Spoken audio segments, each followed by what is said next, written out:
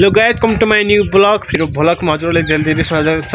मलाई लाग्छ हजुरहरु सन्चै होला, म पनि धेरै सन्चै छु। हजुरहरु पनि सन्चै हुनुहुन्छ होला। कृपया यो भिडियोलाई एकदम लाइक एन्ड सब्स्क्राइब गरिदिनु होला अनि यो भिडियो चाहिँ अन्तिमसम्म तपाईले हेरेर साथ दिनु होला।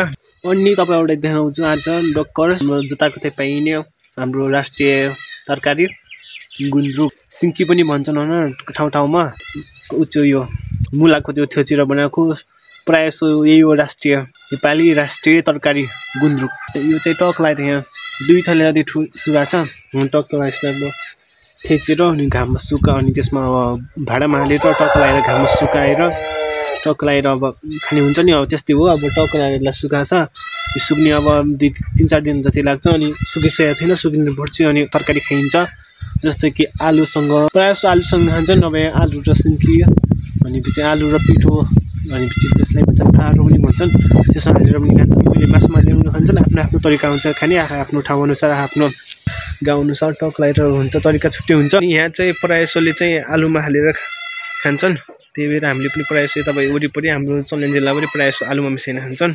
अनि त्यही हो टक लाएर चाहिँ यहाँतिर मजाको घाम लागेको छ भने चाहिँ दाउरा लुगा हुन्छ अनि टक लाएर त्यही हो।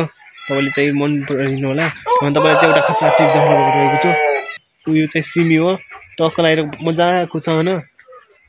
यो चाहिँ यति ठुलो सिमी तपाईँले सायद देख्नु नै भएको होला। यो चाहिँ प्रायसो चाहिँ हुन्न, यो भर्खर लन्च भइरहेको जस्तो हो। निकै भर्खर आयो हो। यत्रो ठुलो हुन्छ के दाना हेर्नु सक्नुहुन्छ। यत्रो ठुलो हुन्छ हैन, देख्नु सक्नुहुन्छ है। यति ठुलो हुन्छ टक लाएर यति ठुलो दाना टक लाएर 2-3 टा आउनु पुग्छ। गाइस अहिले चाहिँ साथीहरु म चाहिँ खाना पाउँदै छु। त्यही छ न गाउँ घरमा त टक लाएर हैन भातिम पाउनु पर्छ। टक लाएर लोकल चुरामा टक लाएर तातो हुन्छ नि त। जाडो महिना आज पनि धेरै चिसो छ। टक लाएर चुरो बादिनुमा चाहिँ कोठे भान्सा कोठे नै तातो हुन्छ भने टक लाएर अब तापेर त्यो मजा हुन्छ नि त। लाएर भात पनि पाउँदै छु। भात बसाएँ। बिहान चाहिँ दाल देख्न सक्नुहुन्छ, ती दाल छ। अनि अहिले चाहिँ भात बसाएँ। मम्मी चाहिँ आउँदै हुनुहुन्छ कामदेखि। त्यही हो गाइस, टक लाएर साथसाथ चाहिँ देखाइनु होला, माया देखाइनु होला। टक लाएर चाहिँ भात पाउँदै छु। गाई तपाईँले पनि पाउनु भयो होला। मैले चाहिँ लगभग कति 4 बज्यो भने टक लाएर 4 बजे भर्खर अनि पुरै घाम बुटिएकै। यहाँ त एकैछिन साँझ पर्छ नि एकैछिन। बिहान फेरि कति ढिलो हुन्छ, साँझ फेरि एकैछिन साँझ पर्छ। एकदमै लामो रात छ। टक लाएर हजुरले पकाउनु होला। टक लाएर दाउरा आगो बाल्नु होला। एकदमै तातो हुन्छ। नहुनेपछि दाउरा हुन्छ फेरि दियो भने आगोले तातो हुन्छ, न्यानो हुन्छ, सिसोबाट बत्ने हुन्छ। फाइनली चाहिँ भात पनि पाकिसक्यो। टक लाएर अब भक्न दिएको छु अनि टक लाएर अब भक्रिन्छ। टक लाएर अब 3 पकाउने बाँकी छ। गाइस भनेपछि आजको भ्लग यति नै छ। अनि साँझ पनि परिसक्यो, अब अनिहार हुन आँट्यो। टक लाएर यो क्यामेरामा चाहिँ उज्यालो देखेको छ अनि टक लाएर अनिहार चाहिँ लगभग हल्का फुल्ला हुन लाग्यो। अनि टक लाएर देख्न सक्नुहुन्छ गाइस, यो चाहिँ धारा हो। लगभग 1-1.5 महिना भयो। अनि पछि आउनु कहिले हो आउने थाहा छैन। भर्खर अब आज पाइप ल्याउनको लागि टक लाएर खनिम, खाल्टो भन्नाले पाइप ल्याउने त्यो बाटो खनिम अनि टक लाएर भोलिसम्म चाहिँ जोडी सकिन्छ होला। अनि पछि पानी चाहिँ लगभग 1 हप्ता 1 हप्तापछि आउँछ होला। टक लाएर पानी आएपछि फेरि घरमै हुन्छ, मजा हुन्छ गाइस।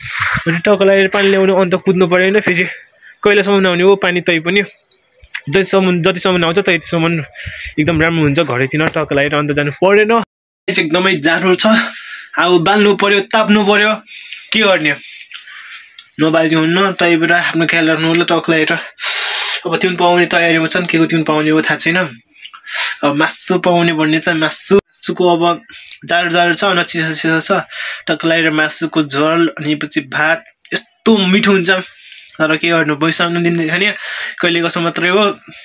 टक लाएर रोटी पनि खानु होला, जाडोको मजा उठाउनु होला। के छ र टक लाएर पोर्कको सेकुवा, टक लाएर भुस्सुको झोल कतिले खानुहुन्छ होला, खानुहुन्न त्यो त थाहा भएन। तर तै पनि मासुको दुध चाहिँ उठाउनु होला टक लाएर जाडो महिना। त्यही हो गाइस। ल गाइस, सबैजनाले यो भिडियो धेरैभन्दा धेरै मन पराइदिनु होला। त्यही हो आजको लागि भ्लग यति नै। मैले पनि अब खाना अब खाइसकेँ होला। अब पाक्दैछ, अब खान्छु तरकारी। त्यही हो गाइस, हजुरले खानु होला, आफ्नो ख्याल राख्नु होला। यो भिडियोलाई धेरैभन्दा धेरै माया गरिदिनु होला। त्यही हो टक लाएर आजको लागि भ्लग यति नै। ओके, लाइक एन्ड सब्सक्राइब गर्नु होला। म पूर्ण आशा लाग्दछु। Okay, bye by.